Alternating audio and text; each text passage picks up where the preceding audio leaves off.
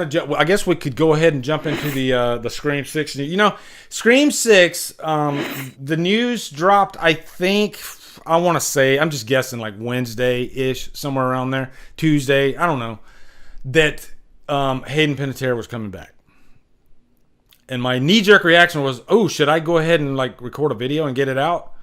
And then almost immediately after, I was just like, "No, I'll cover it on DD Live." You know, and sometimes I'll do that on purpose too, because maybe another nugget of news might drop like immediately after, and then you've already made a video, and then, oh shit, now I gotta make this other video because somebody talks about the color of her toenails. I'm glad I just waited, and so I could just kind of discuss it this weekend, and also talk about the Friday loophole. There might be a chance. There might be a little chance. Thank you, Destiny. I think you're right. I think it was Wednesday. Yeah, but I was just excited. I was just happy. I wasn't even thinking about like making a video. I was just like, God damn, this is the best. This is great freaking news. Because usually you might get good news, you know, like a movie's coming or something like that. A new movie's coming. You might get that, but to get like, this is up there with Stu.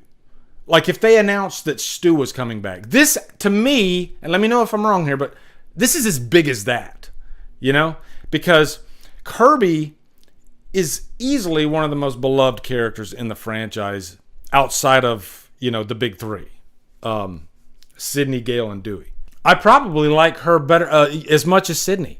Kirby was like this Christmas gift wrapped in this beautiful brand new box that has like the brand new box smell, like mobile home smell. And I was like, damn, I can't believe this. I can't believe Kirby's because for years, people have, you know, trumpeted that horn. Can we get Kirby back? Just because she's such a badass. She's really like one of us. You know, she's a horror fanatic. She's not just a horror fan. She's a horror fanatic. She pulls out deep cuts for days. For days, she pulls out deep cuts. Oh, Kinsey brought up a good point there. Neve doesn't have to return. Here's a question for you guys, and some of you guys might start crying when I ask this. Some of you guys might start getting a little bit offended and butthurt. And some of you guys might be like, how dare you? How dare you ask me such an offensive question? But I'm going to ask it anyway, because sometimes I go that way. I'm going to ask the question, okay? Because right now, there's no lock that Neve Campbell's coming back. And let me preface this question by stating, I want Neve Campbell back. I do want Neve Campbell back for sure. Okay, but here's my question. What if they say Neve Campbell is not coming back for this one? Is that going to really, really upset you? Yes or no? Is that really, or are you going to be like, you know what? I'm going to give it a chance. And I'm going to give it a chance. And you know what? I'm going to be devil's advocate here, okay? I'm going to be devil's advocate. Again, let me preface this by saying, of course, I want Sydney back. Yeah, Sydney is prime real estate in the Scream franchise. You know, as far as I'm concerned, Dewey's prime real estate in the Scream franchise, especially after last movie. Dewey stole my heart in the last movie, okay? But you know who didn't steal my heart in the last movie? Sydney. They didn't really give her, and this wasn't Sydney's movie, I know that, but if you're going to bring her back, she just shows up at the end of the movie, and as the showdown is happening at the end, she just kind of like, you know, steps in the way. She's trying not to bump into anything. You know, she might have bumped her head on a cabinet door. I don't know. But as far as like Sydney performances go, Sydney showings go, the worst, the absolute worst. And that's not Neve Campbell's fault. She didn't write the script. Okay, so I'm not knocking Neve Campbell whatsoever. But I'm just saying, if you're going to bring the character back, I'm not saying you have to make her the be-all, end-all final girl, but, you know what? I give freaking Laurie Strode shit all the time, but you know what? I'll go ahead and defend her right now, and I'll never do it again, okay? Lindsay, I'll never defend Laurie Strode again, but I'm going to tell you right now. At least in Halloween 2018, she came to play. You know, she had a major part. Now, in Halloween Kills, not so much. What's my point again? God damn it. I walk myself into a corner. I do that sometimes. How am I going to walk myself out? I don't know. Fuck it. Who cares?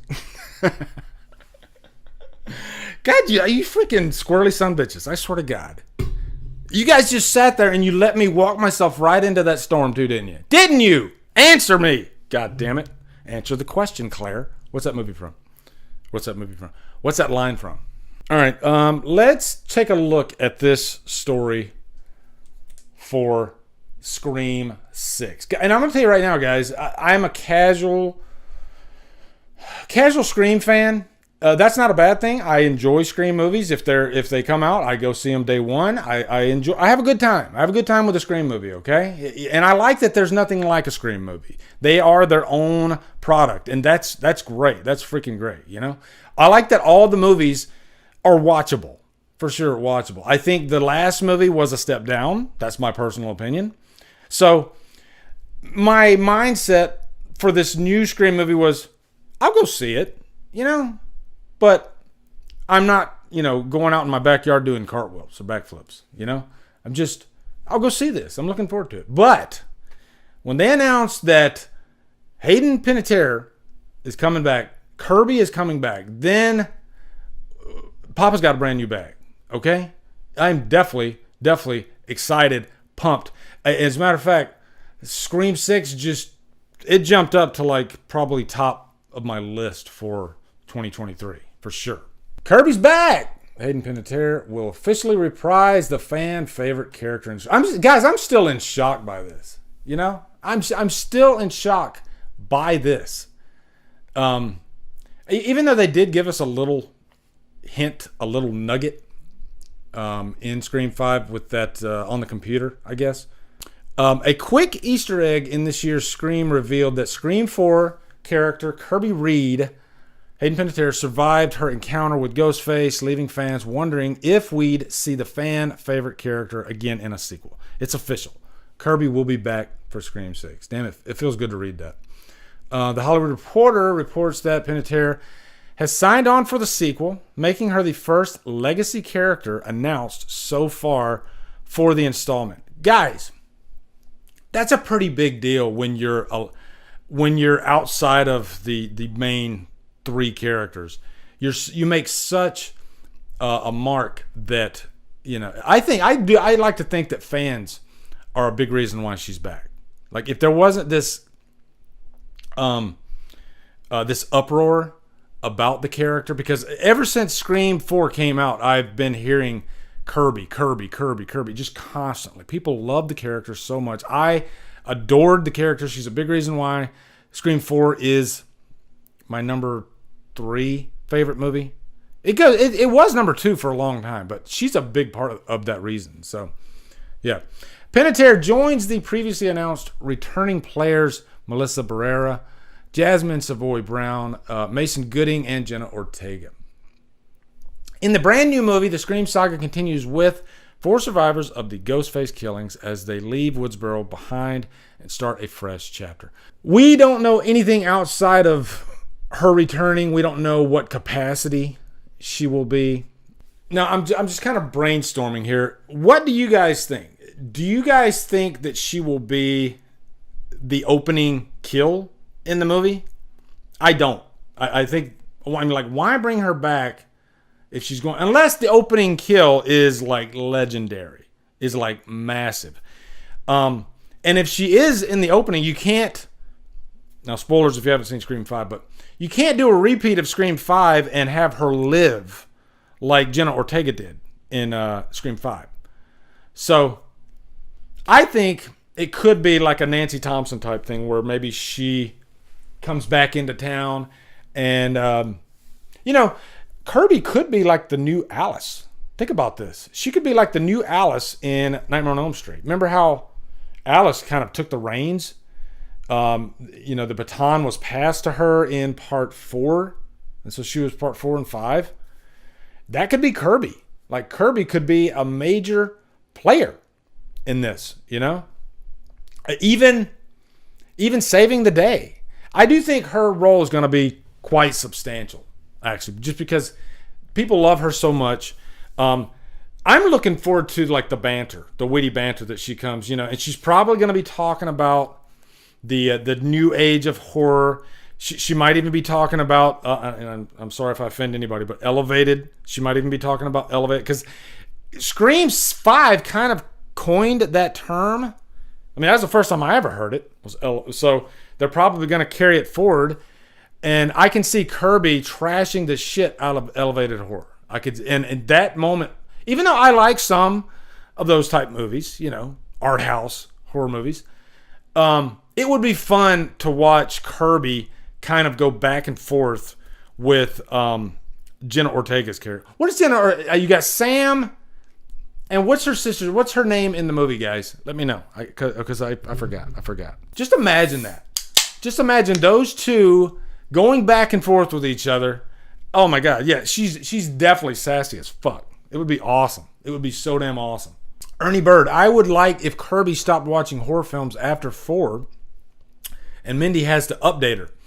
That is a good assumption right there because of what she went through. Tara, thank you, Brooke. Tara.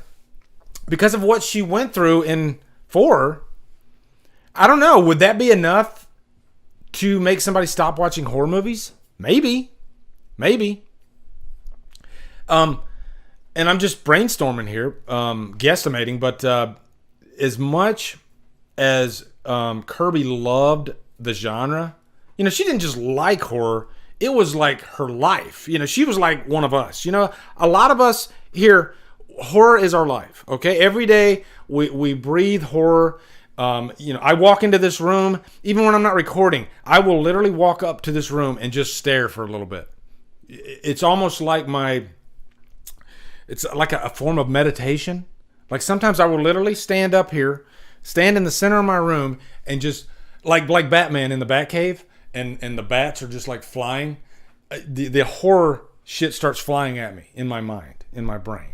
That's how deep into this I am, and I'm sure a lot of you guys are too. Horror is a lifestyle. So, but I don't know. I've never been in a situation like that where you're attacked and you're stabbed and you're almost killed. So if somebody decides to completely change their life and not watch horror movies again, I wouldn't blame them. But I could also see it going the other way. I love this genre, and I'm never going to stop watching it. It's a way of life. There's no wrong answer, I don't think. As a matter of fact, I was thinking about that too. Yeah, that debate, like especially back in like the 80s, they did this stuff with music and movies, stating that if somebody kills somebody in real life and they blame it on a horror movie, then you have to blame the filmmakers. Like somebody got dressed up in, I think, a Michael Myers mask. Somebody got dressed up in a Scream, or actually no. Let me rephrase that. Scream, the first Scream movie, was inspired by a real event. A real event of somebody, or maybe hold on, I'm thinking out loud here. Was it because I heard this on the Talk Scared to Me podcast, and Skeet Ulrich was on there, and Lindsay, you probably heard this. Let me know. Was it after the first movie? I think it was after the first movie. Somebody actually put on a ghost face mask and they killed somebody. So, of course, and I'm surprised this story didn't like blow up. I'm sure it made like news, but I never heard about it until I was listening to the Talk Scared to Me podcast. And I was kind of shocked that, wow, I'm surprised this didn't make a lot of waves. But yeah, that debate will never stop. There will always be an audience that are going to blame horror movies for crimes. But here's my take on that. I have an absolute concrete rebuttal to that argument, okay? Here we go. I have watched literally thousands and thousands and thousands of hours of horror movies. Some of them pretty damn graphic. Like crazy graphic.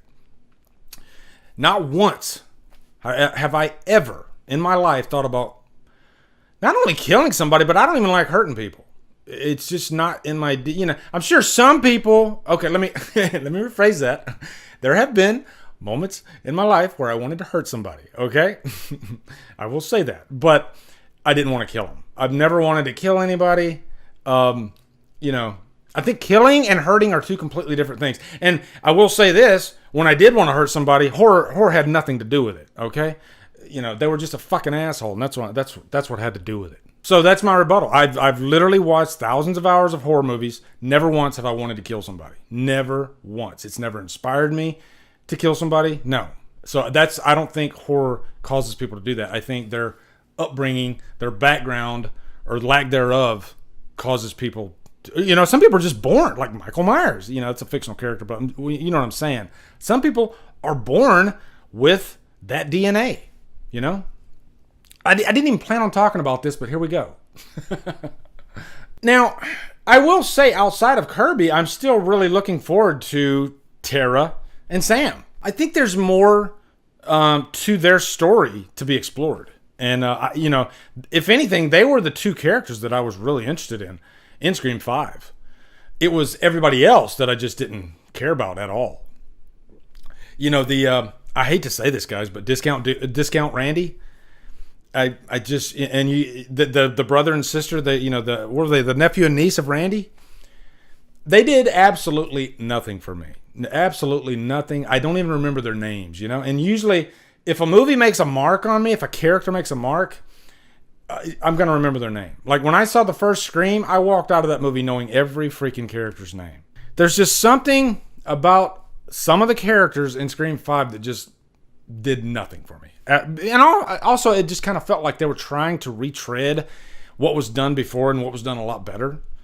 And I think you should maybe, you know, if you're going to give me new characters, give them their own personalities that really stick out. Like, oh wow, I like what that character did right there. That's pretty interesting. You know, give me something like that. Don't just give me the same horror knowledge quips that we get, you know, back and forth. I'm done with that. You know, evolve a little bit, right?